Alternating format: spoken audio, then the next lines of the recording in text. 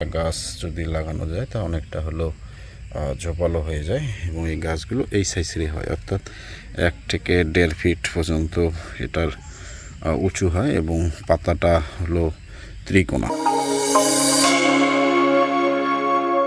আসসালামু আলাইকুম। যেটা দেখাচ্ছি সেটা হচ্ছে জাম ঘাস। আপনারা হয়তো অনেকেই এটাকে চিনবেন, আবার অনেকে এটা চিনবেন না। এটা হচ্ছে জাম ঘাস। এই গাছটা এরকম কচুর মতন অনেকটা দেখতে, কচু গাছের মতন।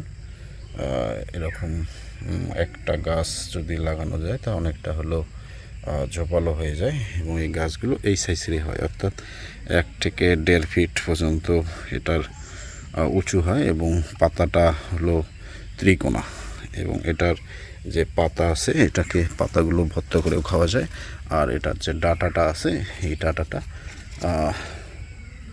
কি এটা ভাজি করে খাওয়া যায়, সবজিতে দিয়েও খাওয়া যায়, অর্থাৎ অত্যন্ত পুষ্টিগুণ সম্পন্ন হচ্ছে একটি সবজি বলা চলে এই জাম ঘাস।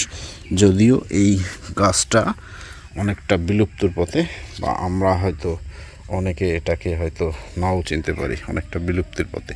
তবে আমি অনেক কষ্ট করে আমার বাগানে 1-2টি গাছ এভাবে লাগাইছি, এটা থেকে হয়তো এটার বংশটা বৃদ্ধি করার জন্য।